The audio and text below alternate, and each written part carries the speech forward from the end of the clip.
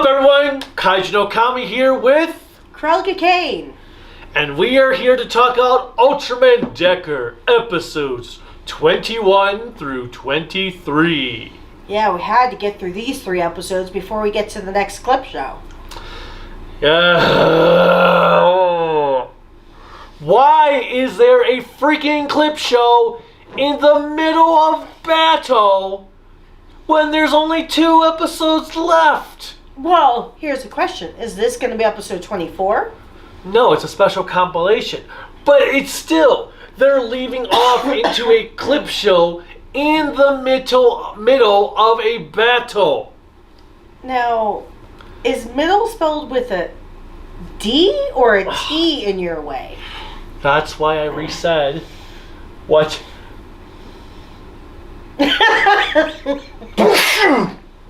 Okay. Please forgive us because apparently we're still the walking wounded. What? Okay. So our first episode, The Praise to Prosperity. we've got know-it-all scientist guy, because you know scientists think they know everything because they have no common sense, who's like, oh yeah, we've captured the sphere thing and we can do whatever we want with it because there's no law against it. And then it creates a giant monster who calls forth another giant monster from somewhere in time. The challenge with this philosophy of if there's no law against it, then I'm not doing anything wrong is always such a fallacy. Because there is something called common sense. Which scientists lack. Well, not all scientists, but many. Because I hate to break it to you, just because there's no rule against doing it does not mean you should do it. Yeah, it's like what Jeff Goldblum said in Jurassic Park. Just because you could do it doesn't mean you should do it. Okay, and not going into the grand scheme of science fiction, there's no rule against kicking a rock, let's say. You can kick a rock. Nobody's telling you technically can't. But let's say, for example purposes, because it could really happen, Final Destination has proven many things, you kick said rock, it hits somebody's windshield. That car swerves and goes into a spin out, has a car accident. Does that mean you're not at fault because there's no law against kicking a rock? No, not my fault that that the rock hit a car and the car spun out of control and caused an accident. There's this lovely term called consequences. I'm now thinking of the Key and Peele skit with consequences. Oh my god. Now I'm getting it stuck in my head. For anyone over the age of 18, if you watch this Key and Peele skit, it's on YouTube, just look up consequences. It's basically this dude talking in front of a class in an auditorium.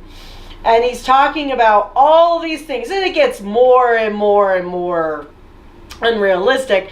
But every time he says something, he goes, consequences. And everybody's like, what? But now I'm just thinking of Jordan Peele saying consequences like 20 times in the skit. Okay. So, but we did have this cool scene, though, of when we've got Kanata and Ryuman shooting at the monsters from both angles, and we've got the camera looking there, and the camera looking there. We see the Nurse Jessie fly over them. Well, we see the plane fly over them. We see the camera go back down as the scientist runs up. You gotta help us. It's your job. And you're destroying our factory that we caused the problem in the first place. Well, technically, is it their job to save him? Well, actually, yes, it is, but they're the ones that caused the problem in the first place. So, should they be saved? I don't know. Well, they gave him a warning and he said no.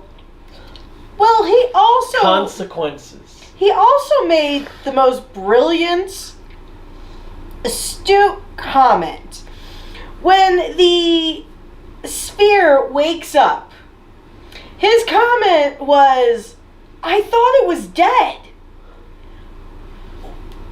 Let me ask a question for this Decker universe. How the hell do you determine that a sphere made of energy is dead? I'm curious. I'll wait. I'll wait for somebody to put it in the comments. I'll wait for you to give me a comment. I'm a doctor, not a physicist. I want to know. Please, explain it to me. I'm going to pause for a moment. How? Ooh, it's a Dora Explorer the moment again. Yes. You have Dora like pop out. Yay! Can you determine if the sphere is dead? I'm waiting. Is there anything out there? But so we have that. It was actually kind of cool watching the monster come down and from the alternate space. Well, I actually liked how when the monster, after they brilliantly, because as Agams says in this episode, is it a really good idea to use something you don't know how to use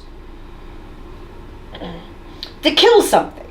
Because you don't know what the result is actually going to be. Even though we come to find out he is the biggest hypocrite in the known universe.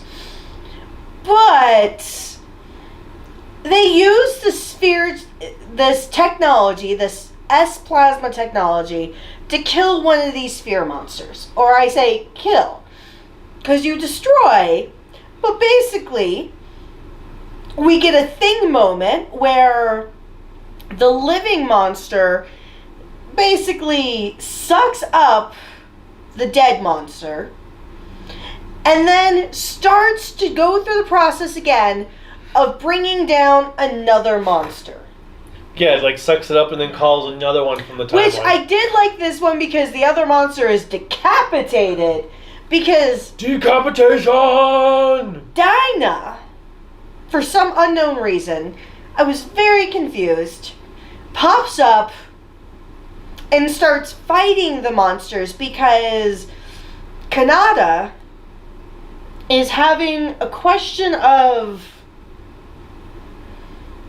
is it right to do what he's doing again?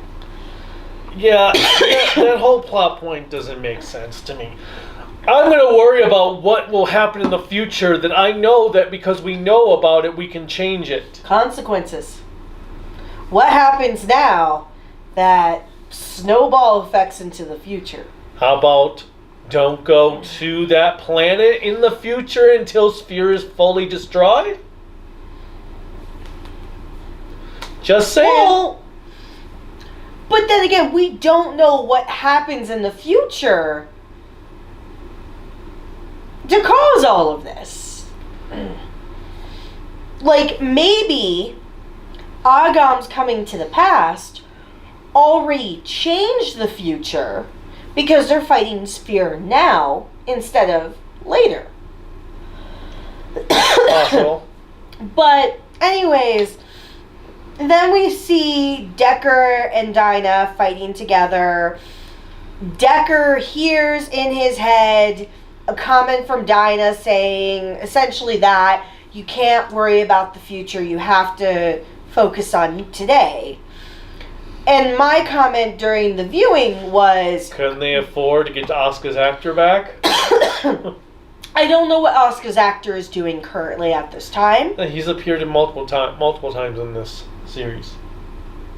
Franchise. Yes, he's appeared in multiple series. When was the last time he appeared? A couple of years ago. Oh, so it's been fairly recent. Yeah, it hasn't been too long. But yeah, it was just weird, the whole thing.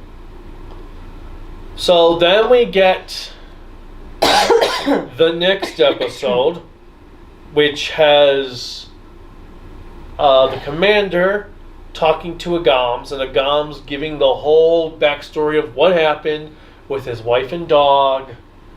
And apparently you're supposed to feel really sorry for him because he has a dog. I thought we were to feel sorry because his wife was killed. But they added a dog, so I guess you're supposed to feel sorry, even more sorry because there's a dog there. I don't know. But so then we have his little backstory, and I was like, okay, but how is that the Earth's fault? Because none of that is the Earth's fault. Well, so how I looked at it, sorry, I was trying to pull something out, but because the episode was called The Fall of Bosdo. And it confused me. Sorry, I have to go do something apparently. Yeah, but it still confused me because we technically only saw the wife's hats. We didn't see, I'm going for the comic book logic that they're not dead. with no body, death isn't a guarantee. But even that, though, it's like, how is this whole thing Earth's fault? Like, I don't understand the. There's either a disconnect, or there's something in the plot that hasn't been revealed yet, because I'm not understanding why he suddenly hates Earth and blames them for bringing fear when none of that was was their fault. They crashed on his planet. They didn't intentionally go to his planet to invade it, which is what he made it sound like before. Exactly. So I don't understand the logic with Agams. Unless someone's manipulating him that hasn't shown up yet. And we'll have to wait till after this stupid clip show to find out. And then we have Ryuman finding out that Kanata is Decker, because apparently he didn't realize it before. And he's all like, oh my god, what? Like, seriously?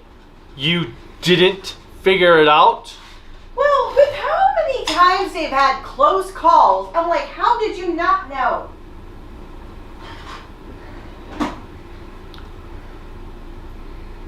Oh yeah, there was one other thing that actually in the previous episode that bothered me.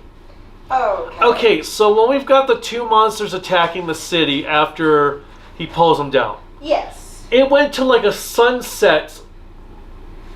Where we didn't know how long he was fighting before he transforms into a dynamic. Well, no, what I mean is, though, it goes into a sunset as the two monsters are attacking. But then when Kanata and... Dinah? No, when Kanata and Ryuman start shooting at the monsters, it was back to full daytime.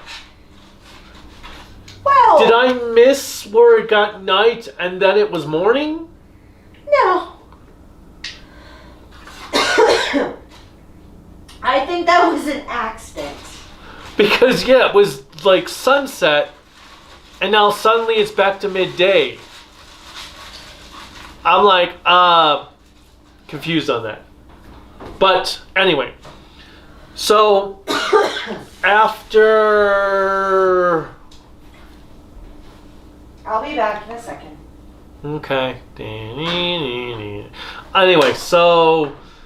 Was there anything else I'm missing from episode 22? Well, they had that Chandler monster. Chandler. Was it Chandler or Chandler? I'm just thinking of the Better Call Saul skit.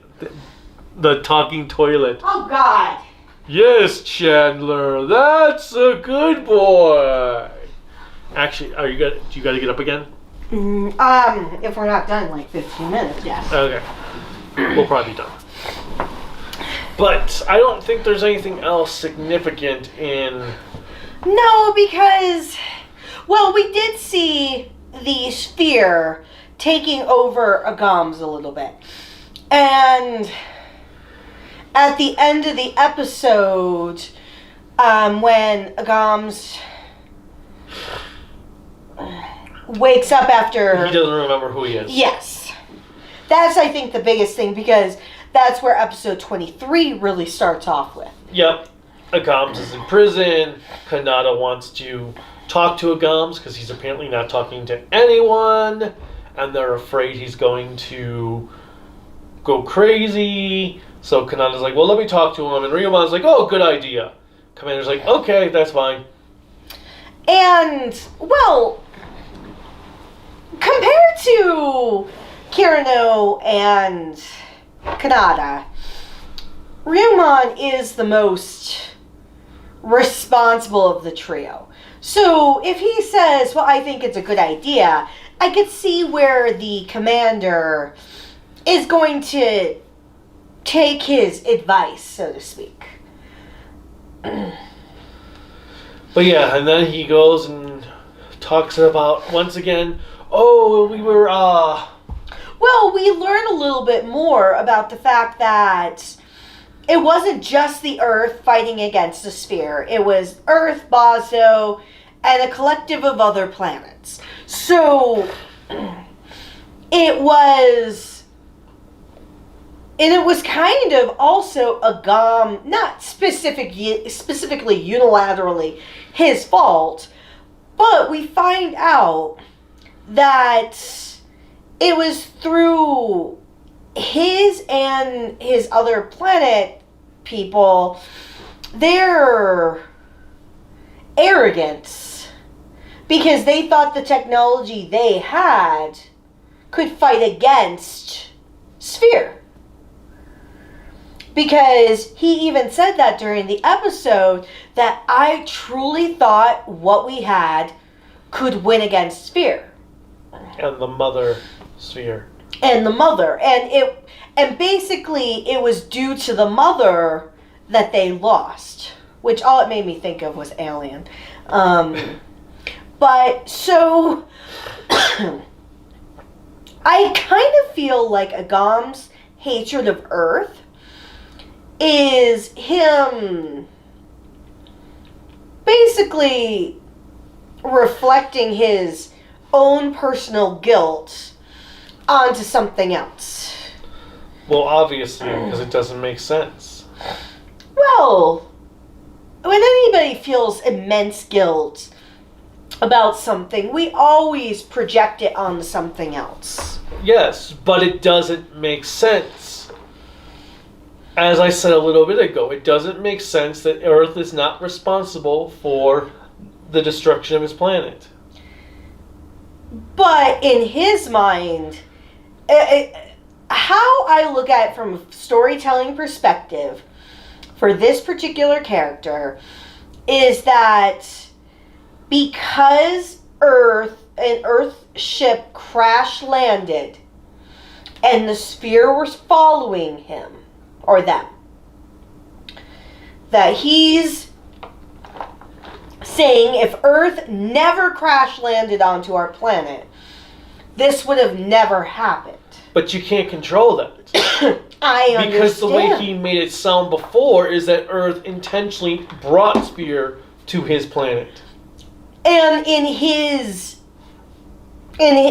crazed mind, because one thing you'll know as you go along in life, for anyone who's younger, who has not experienced this, if you ever meet someone with Alzheimer's or dementia, they tend to forget a lot. But there's always this moment of translucent clarity that they have, where you're kind of getting them in the eye of the storm. I don't know if your aunt really had this very often. That's what I saw.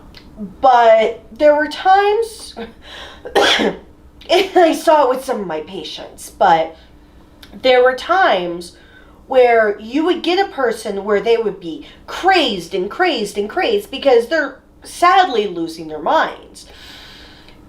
But they would have this moment where everything around them could be chaotic because of everything they've said. Then they have a moment where they actually remember what has happened. And it's not that they're lying outside of that. It's just a matter of they're not able to connect everything properly. I don't know, it just sounds like the good old, it's everyone's fault but my own. Yes, but I kind of feel his trauma. Because we didn't see a body, but let's say, because we didn't see what he saw. Let's say he saw something that made him think, and it was such a traumatic experience. Because people with severe amounts of trauma also have issues with remembering. Whatever. Anyway, so the sphere attack, and they send out some new monsters. One looked like an actual Red King. Well, yeah, one was the Red King. One looked like Gamora. I think so, and they were the ones from earlier in the season. And then, so we've got... And then all these, like, poles, like electric poles that are generating energy. Oh my god, they're creating a sky beam. Oh my god, the series is going to end with a sky beam. And then, as we get closer to the end of the episode, we see... Trigger. And Mother Spherosaurus. Mother Spherosaurus. Yeah, I was going to say Mother Spherosaurus.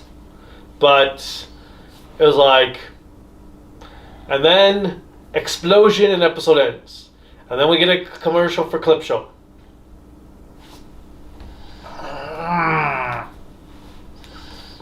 I'm okay. I'm not okay. I'm still recovering from this stupid cough. Alright. Everyone out there, don't get COVID. It sucks. I'm going on 4 weeks of a cough. Okay. It's not going away. Anyway. So, I don't know if there's really anything else to talk about. I mean, nothing... Sorry. It's like...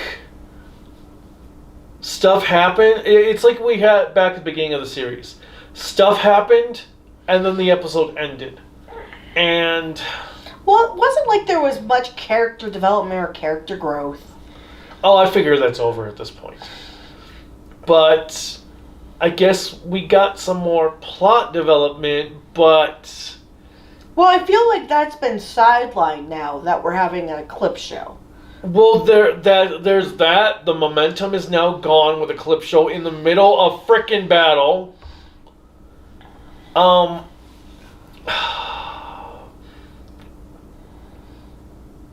don't know. I've got nothing else to add to these 3 episodes. I don't have anything of value to add, like I could complain, but in all honesty, I'm just looking forward to the show being done. 2 more regular episodes. So, that will pretty much be the next time we do a Decker video, will be when Decker is over. We'll cover episodes 24 and 25, and talk about our thoughts from the finale and the whole series as a whole from there. What are your guys' thoughts on these episodes? Did you like them? Did you like, eh? Are you just happy the show's ending? What do you feel about a clip show being right at the tail end? Let us know in the comments. Click like, subscribe, the bell notification, anything else YouTube has you click on to support us. You can support us on Patreon at Kaiju no Kami, Facebook, Instagram, Twitter, Discord, Kaiju no Kami, my website, creativitybydesignllc.com. And the store is creativitybydesignllc.com/shop. There's also a link in the description below. And since we will not have a Decker episode before the end of the year. If this is the last video you watch of us, because we are going to try to have other videos come out, but if this is the last video you watch of the channel before you go to the next Decker, have a wonderful rest of your year, and let's subtly move into 2023. Let's not get our hopes up. Let's just ease into it and eye it suspiciously. Yep, that's all we've got for this very low energy Decker coverage video. Well, I can't help it, but I cough so much.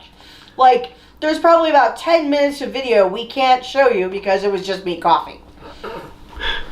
Yeah, every time I went to start, like, oh, gotta. All right. With that said, until next time. Bye.